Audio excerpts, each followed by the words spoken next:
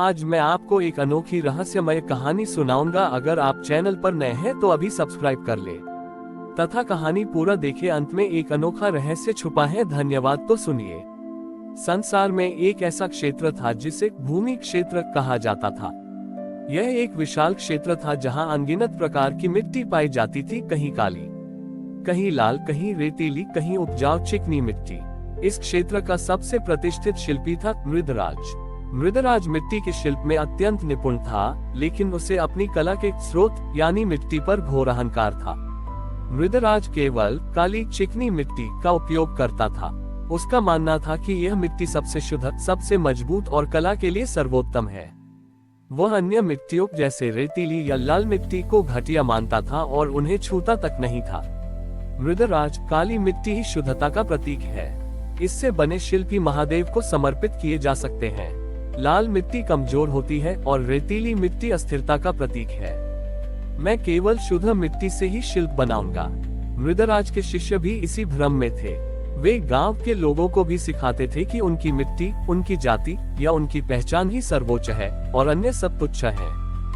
गांव में भेदभाव का भाव फैलने लगा। एक दिन महादेव एक साधारण श्रमजीवी किसान के वेश में, जिसके हाथ मिट्टी से सने थे, मृदराज के आश्रम पहुंचे। किसान के कंधे पर एक बोरी थी जिसमें हर तरह की मिट्टी भरी थी। महादेव किसान थे, शिल्पीराज, मैं आपके दर्शन और आपके हाथों की कला देखने आया हूँ। क्या आप मेरे लिए महादेव की एक मूर्ति बना सकते हैं? मृदराज घमंड से, हाँ बना सकता हूँ, लेकिन क्या तुम मेरी शर्त पूरी करोगे? मैं केवल पवित्र काली मिट्टी का उपयोग करता हूँ। तुम्हारी बोरी में कौन सी मिट्टी है? महादेव किसान, मेरी बोरी में सभी प्रकार की मिट्टी है, रेतीली, लाल और काली भी। लेकिन मैं चाहता हूँ कि आप मेरी मूर्ति सबसे अशुद्ध रेतीली मिट्टी से बनाएं, जो आपकी दृष्टि में सबसे कमजोर है। मृदराज क्रोधित हो गया। यह मूर्खता है। रेतीली मिट्टी से बनी मूर्ति टूट जाएगी। मैं महादेव का अपमान नहीं कर सकता।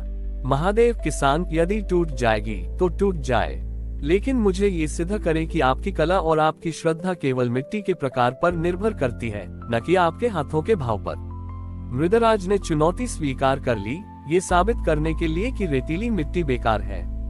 उसने अत्यंत अरुचि और उपेक्षा के साथ रेतीली मिट्टी उठाए और महादेव किसान के सामने मूर्ति बनाना शुरू किया। चून की मिट्टी कमजोर थी, वह बार बार टूट जाती थी। मृदराज खींच उठा। उसने सोचा, ये मिट्टी ही खराब है, मेरा शिल्प नहीं। जब वह बिल्कुल थक गया और मूर्ति पूरी तरह से बिखर गई, तो महादेव किसान ने मुस्कुराते हुए कहा, हे शिल्पीराज, तुम बार बार हार रहे हो। क्या तुम्हारी कला इस तुच्छ मिट्टी से कमजोर है? मृदराज, हाँ, ये रेतीली मिट्टी किसी काम की नहीं, यह अस्थिर है।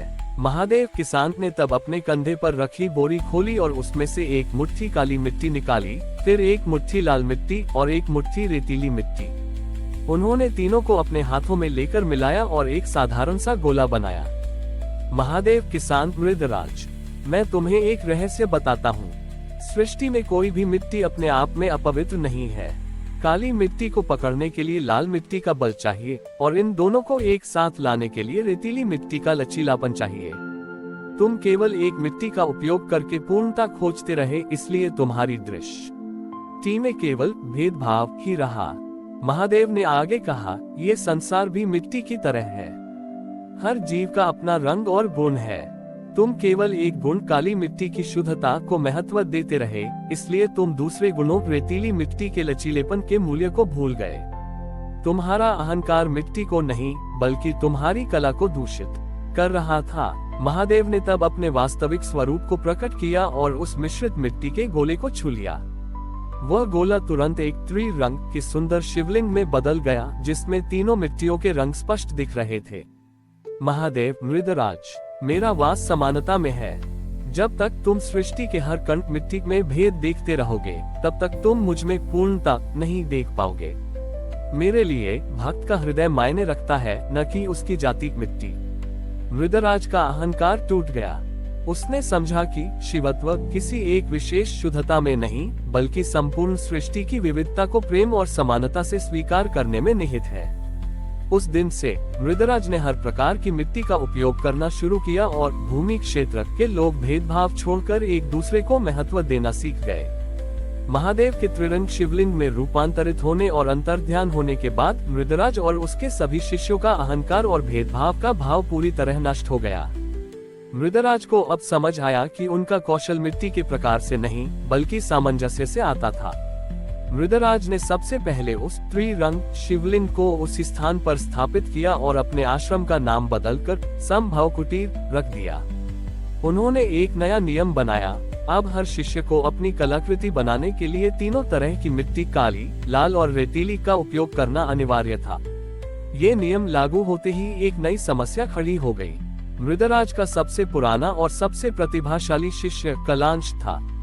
कलांश पहले केवल काली मिट्टी का उपयोग करता था, जिससे उसकी मूर्तियां मजबूत और चमकदार बनती थीं। जब कलांश ने तीनों मिट्टियों को मिलाना शुरू किया तो उसकी मूर्तियां बार बार चटक जाती थीं।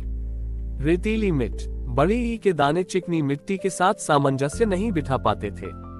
कलांश निराश होकर मृदराज से, गुरुदेव, यह असंभव है, मेरी कला नष्ट हो रही है, ये तीनों मिट्टियां साथ काम नहीं करती।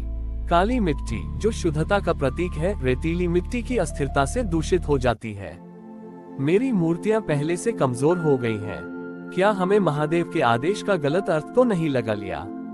मृदराज ने अपने शिष्य की निराशा को समझा। उसने देखा कि कलांश अब भी बाहरी सामंजस्य पर जोर दे रहा है, लेकिन आंतरिक प्रक्रिया को नहीं समझ पाया है। मृदराज पुत्र कलांश, तुम अब भी गलती कर रहे हो। तुम इन मिट्टियों को केवल मिला रहे हो, इन्हें एक नहीं कर रहे हो। ठीक वैसे ही जैसे तुम अभी भी लोगों को केवल स्वीकार कर रहे हो, उन्हें प्रेम नहीं कर रहे। मृदराज ने तब कलांश को एक गूढ़ प्रक्रिया समझाई। जाओ कलांश, इन मिट्टियों को केवल पानी से मत गूंथो। पहले रेतीली मिट्टी को लो और उसे एक दिन तक तेज धूप में तपाओ। फिर काली मिट्टी को लो और उसे एक रात तक शीतल ओस में रखो, और अंत में इन दोनों को एक साथ मिलाओ। देखो क्या होता है। कलांश को यह अजीब लगा, पर उसने गुरु की आज्ञा मानी। तारांकन उसने रेतीली मिट्टी को तेज धूप में तपाया। ये तपन रेतीली मिट्टी जो अस्थिरता का प्रतीक थी, से उसके अहंकार और अकेलेपन को जला देती थी। तारांकन उसने काली मिट्टी को शीतल ओस में रखा। ये शीतलता काली मिट्टी जो शुद्धता पर घमंड करती थी, में विनम्रता और लचीलापन आती थी। अगले दिन जब कलांश ने धूप में तपकर लचीली हुई रेतीली मिट्टी और ओस में भीगकर विनम्र हुई काली मिट्टी को एक साथ मिलाया, तो एक चमत्कार हुआ। वे दोनों मिट्टियां अद्भुत सामंजस्य के साथ इतनी आसानी से एक हो गईं कि उन्होंने पहले से कहीं अधिक मजबूत और चिकनी मिश्रण बनाया। कलांश ने उस मिश्रण से एक मूर्ति बनाई।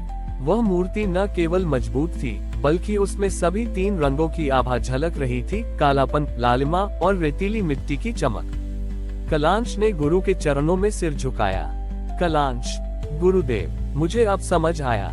महादेव ने हमें यह नहीं सिखाया कि विविधता को दबाना है, बल्कि यह सिखाया कि हर गुण को स्वीकार करने से पहले उसके भीतर के दोष, अहंकार, अस्थिरता को प्रेम और तपस्या से दूर करना आवश्यक है। तभी वे गुण एक दूसरे के साथ मिलकर पूर्णता ला सकते हैं। मृदराज ने पुष्टि की, हाँ पुत्र, यही समभाव का असली अर्थ है। तुम लोगों को विविधता तभी जोड़ सकते हो जब तुम पहले उनके भीतर के भेदभाव के ताप को सहन करो और उन्हें अपनी शीतल विनम्रता से शांत करो। समानता बल से नहीं, बल्कि संयम और प्रेम की प्रक्रिया से प्राप्त होती है। इस प्रकार समभाव कुटीर केवल मिट्टी का उपयोग सिखाने का स्थान नहीं रहा, बल्कि विविधता में एकता को जीवन जीने का दर्शन बनाने वाला एक तीर्थ बन गया। हमारी और भी आध्यात्मिक एवं अनोखी कहानियां देखने के लिए हमारे चैनल पर जाएं तथा धार्मिक एवं पौराणिक अनोखी कहानियां हमारे चैनल पर है। कृपया जाके देखें तथा हमारे चैनल को सब्सक्राइब करके रखें और वीडियो लाइक जरूर करें। धन्यवाद।